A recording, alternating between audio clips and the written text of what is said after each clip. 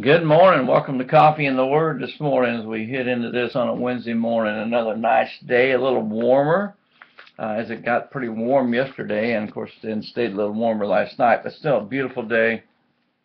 So strange to see people shelling corn in August. We had some shelled last week, the middle of August. Isn't that strange? And then some yesterday. The Wrights, my neighbors out by the farm, were shelling corn yesterday. It just seems so odd, and I know that there's not much there. I feel sorry for all those guys. You know, we've got 30 acres of crop, but ours just adds a little income to our family, and theirs is, you know, that is their income. They're dependent upon that, and I really feel sorry for them, but I know they'll keep plucking along, and these guys that have farmed here for years will do fine, although this will be kind of a tough year. But anyway, how did I get off on that? I don't know, but here we are. We're going to look at Psalm 44 today. And very interesting. I noticed in the title today something that I hadn't noticed before, and actually when I got to researching it, also Psalm 42 that we did a couple of days ago had the same title. It says, for the choir director, a maskil of the sons of Korah. And I didn't know what maskil meant, so I researched that. And you'll find it as you look through the Bible dictionaries and stuff. You're going to find it spelled several different ways. M-A-S-K-I-L, M-A-S-C-H-A-L. There was even another spelling, I think it was M-I-S-C-H-A-L. Several different spellings. But it seems to be a musical, poetic term used to describe a psalm of instruction.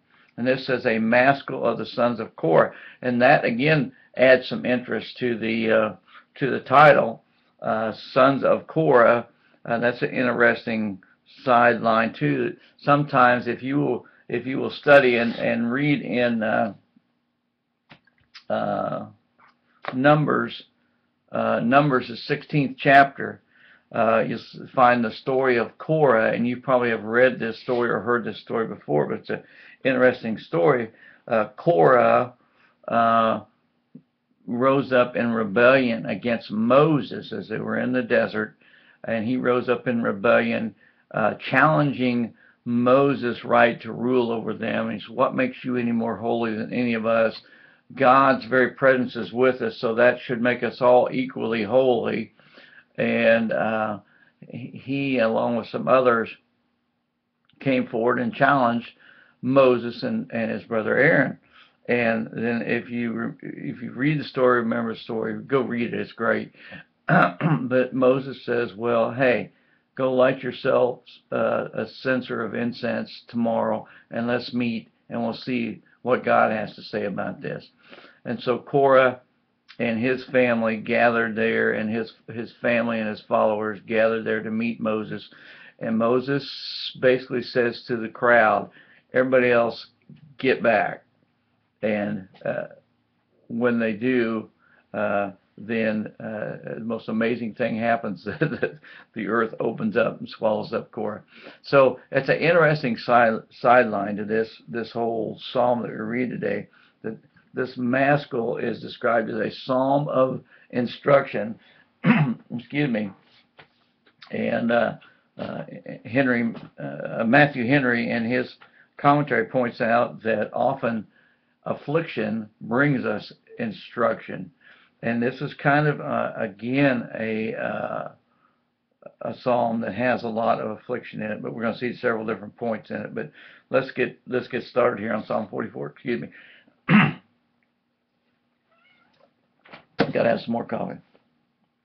Oh God, we have heard with our ears. Our fathers have told us the work that you did in their days and in the days of old. You, with your own hands, drove out the nations. Then you planted them. You afflicted the peoples, then you spread them abroad. By their own sword they did not possess the land, and of their own arm did not save them. But your right hand and your arm and the light of your presence, for you favored them. You are my king, O God. Command victories for Jacob.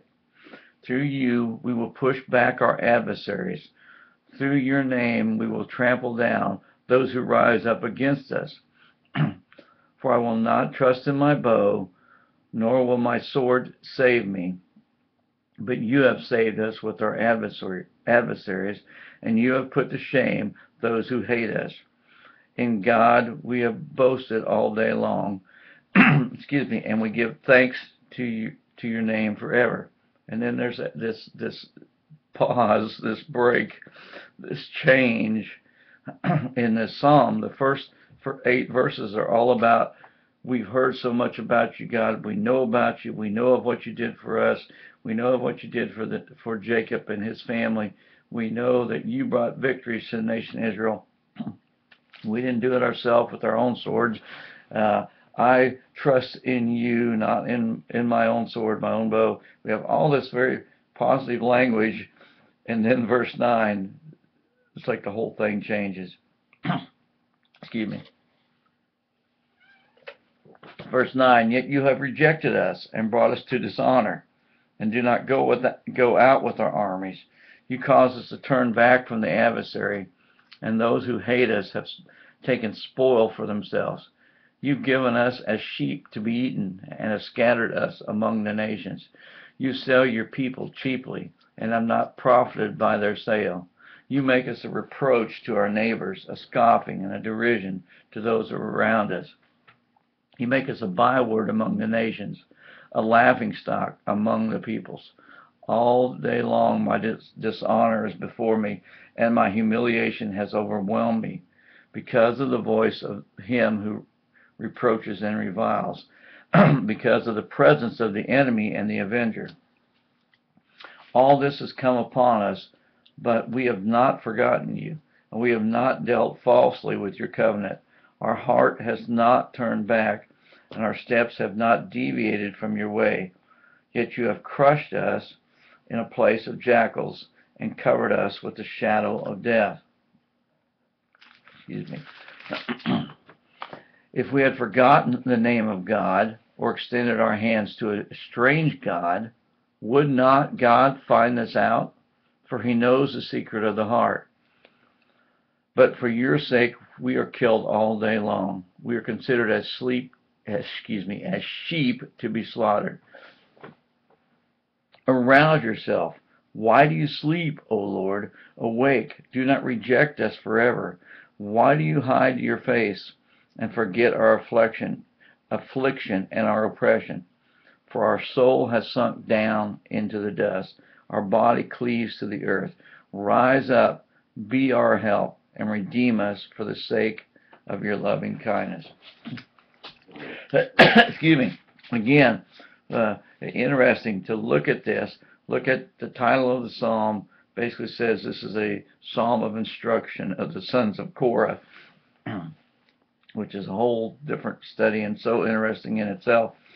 But look at if you were dividing this into this psalm as a song in the verses, the first verse, if you will, is all about God. We praise you for who you are, and we know that everything that has come to us, all the good, all the blessings, all the victories have come through you. I will boast in nothing but you, God. And God, we have boasted all day long. We give thanks to your name forever. Verse 8. Then verse 9 to 16 basically says, but you just thrown us to the wolves. It's like it's pointing all the blame, giving God all the credit for all the good, and now it's like giving all the blame for all the bad to God. Really a strange twist here as we get that. You make us a byword. You make us a laughingstock. You've given us as sheep to the slaughter. You cause us to turn back from the adversary. You have rejected us over and over again. It's pointing blame at God. And then verse 17, again, another little twist in attitude. He says, all this has come upon us, but we have not forgotten you, and we have not dealt falsely with your covenant. So now it's like he's saying, this isn't our fault, God. And this just sounds like such denial when I read this. You know, what have I done? And I've just thought about times in my own life when I've had similar thoughts. Is, you know, what more did you want from me, God? I've done everything you asked me, God, but yet this is coming upon me, God. What's that all about? You know, why are you doing this? And not realizing that it really is me. uh, our heart is not turned back, our steps have not deviated from your way. Well, we know that as humans, our steps often deviate from his way. So there's just such a denial here. Uh, uh, if we had forgotten the name of our God or extended our hands to a strange God, would not God find this out? For he knows the secrets of the heart. So he's admitting that God knows everything that he did, but yet at the same time, he's not admitting to himself that he has done anything wrong. Uh, why do we do that? But we do. Uh, we know that we admit and we teach and we preach that God sees and knows everything. God sees all, is ever present, all knowing, but yet we act as if we have a closet that we can hide things in. That if we have like we have a drawer that we can hide things in. So crazy. And as I read this, that's what as I was going through thinking about my own life, this stuff that we try to hide from God, and it's so stupid. And then verse 23, he gets back to a cry to God, but again, this is arouse yourself. Why do you sleep, O God? I know there's times when we feel that God's not on duty because things are allowed to happen that shouldn't, or that we feel like they shouldn't. And there's times then that we feel like he's not on duty, but we need to realize that he is. He always is. But can we be that open to God and mention to him that we feel that? Arouse yourself. How dare we tell God to wake up? Awake is the very next word. Awake. Do not reject us forever. Why do you hide your face and forget our affliction and our oppression? Does God hide his face? Maybe for a short season we've seen where he has said that, but he's never away from us. For our sin is sunk down in the dust, our body cleaves the earth. Rise up, be our help, and redeem us for the sake of your loving kindness.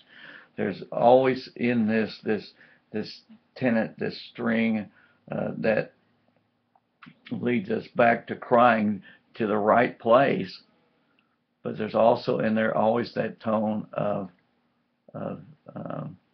lack of trust, lack of faith. And that's what we see in this psalm today. That do we really believe when we say that God is sovereign, that God controls everything, that God really has everything in his hands, and he can really take care of it, and he has eternity in mind? Do we really believe that? Or as soon as some affliction jumps up in our face, we're like, where are you, God? Are we just like David in this one? Where are you? Wake up. Arouse yourself. Don't hide yourself from me. I hope we're not, but sometimes we are. Learn from this today. Go back to the first 8 verses and remind yourself of the great God who gave all the victories to Israel, that they did none of that on their own, that it was only because of him. And remind yourself then that any victory you have in your life is of him. And of course, the ultimate victory that you have, to be forgiven of sin, to be promised a place in eternity with him, to be an overcomer over this world and Satan and his, that's all from him. We would have none of that possibility without him. So in those times when we get into the mood that's in verse 9 through 16, when we're like, you're just abandoning us, and you've given us, why are you giving us over to slaughter? When we get in that mood, we need to stop.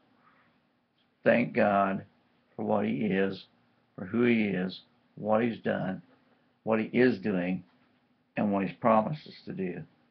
Remember, he is faithful and just. The ultimate example and description of faithfulness is our God.